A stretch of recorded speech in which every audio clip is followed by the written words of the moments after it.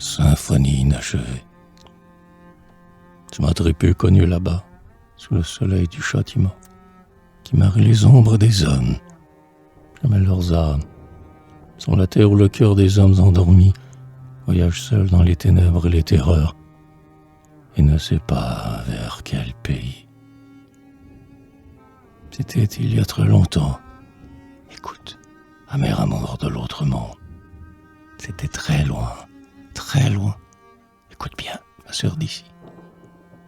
Dans le septentrion natal, où des grands effets des lacs ont une odeur des premiers temps, une vapeur de pommerets de légendes englouties. Loin de nos archipels de ruines, de lianes, de harpes, loin de nos montagnes heureuses, il y avait la lampe et un bruit de hache dans la brume. Je me souviens. J'étais seul dans la maison que tu n'as pas connue. La maison de l'enfance, la muette, la sombre. Au fond des parcs touffus, l'oiseau transi du matin chantait bas pour l'amour des morts très anciens dans l'obscur rosé. C'est là, dans ces chambres profondes aux fenêtres ensommeillées, que l'ancêtre de notre race avait vécu. Et c'est là que mon père, après ses longs voyages, était venu mourir. J'étais seul et je me souviens, c'était la saison où le vent de nos pays souffle une odeur de loup, d'herbe et de marécage et de lin pourrissant, et chante des vieux airs de voleuses d'enfants dans les ruines de la nuit.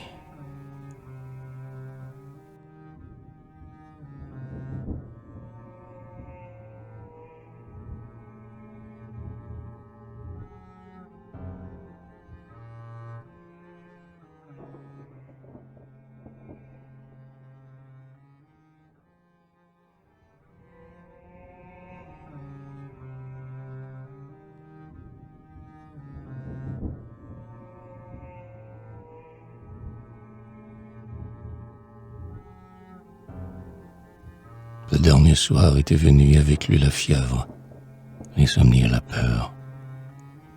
Et je ne pouvais pas me rappeler ton nom. Le garde était sans doute allé au presbytère, car la lanterne n'était plus sur l'escabeau. Tous nos anciens serviteurs étaient morts. Leurs enfants avaient immigré. J'étais un étranger dans la maison penchée de mon enfance. L'odeur de ce silence était celle du blé, trouvé dans un tombeau. Et tu connais sans doute cette mousse des lieux muets, sœur des ensevelis, couleur de lune mûre et basse sur Memphis. J'avais longtemps couru le monde avec mon frère, sans repos.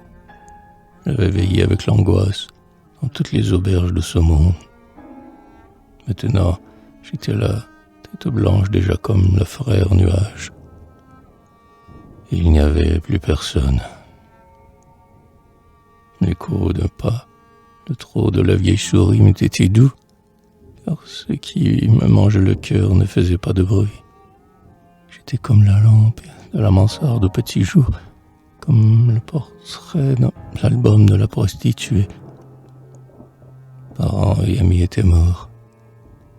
Toi, ma sœur, tu étais plus loin, dans le halo dont se couronne en janvier clair la mer de la neige, et tu me connaissais à peine.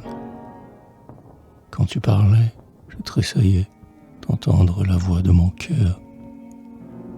Mais tu ne m'avais rencontré qu'une fois, une seule, dans la lumière étrange des lampes d'apparat entre les fleurs de nuit. Il y avait là des courtisans dorés. Et je ne dis adieu qu'à ton reflet dans le miroir. La solitude m'attendait avec l'écho, dans l'obscure galerie. Une enfant était là, avec une lanterne et une clé de cimetière. L'hiver des rues me souffla une odeur misérable au visage. Je me croyais suivi par ma jeunesse en pleurs. Mais sous la lampe et mon hyperion sur les genoux, la vieillesse était assise et elle ne leva pas la tête.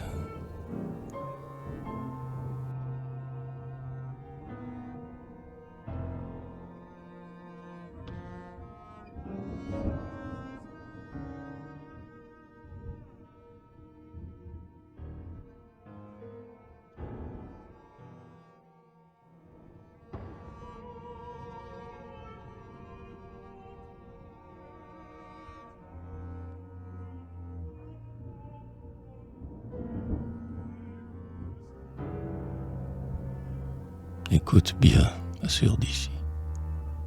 C'était la vieille chambre bleue de la maison de mon enfance. J'étais né là.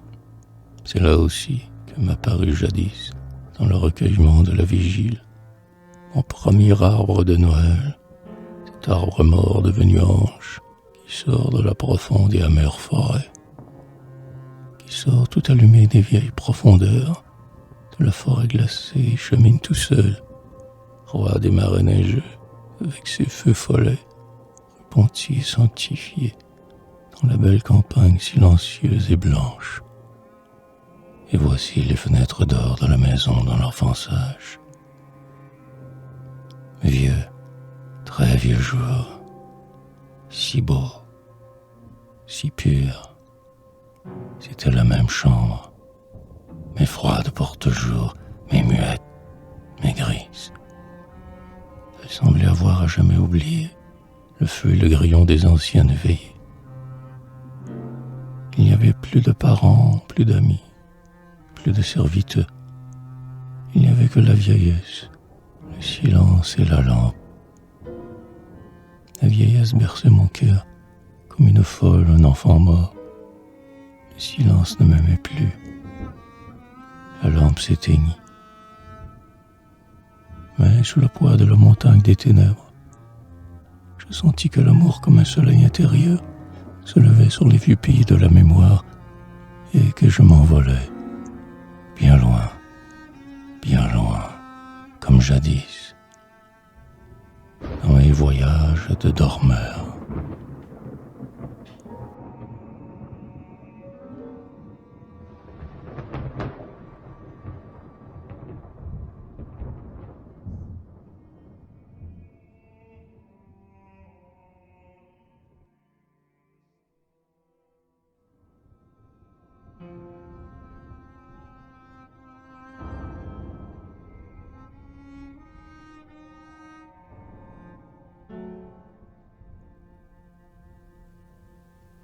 C'est le 3e jour.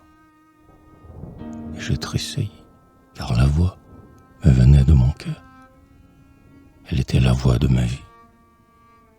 C'est le 3e jour. Et je ne dormais plus. Et je savais que l'heure de la prière du matin était venue. Et j'étais là.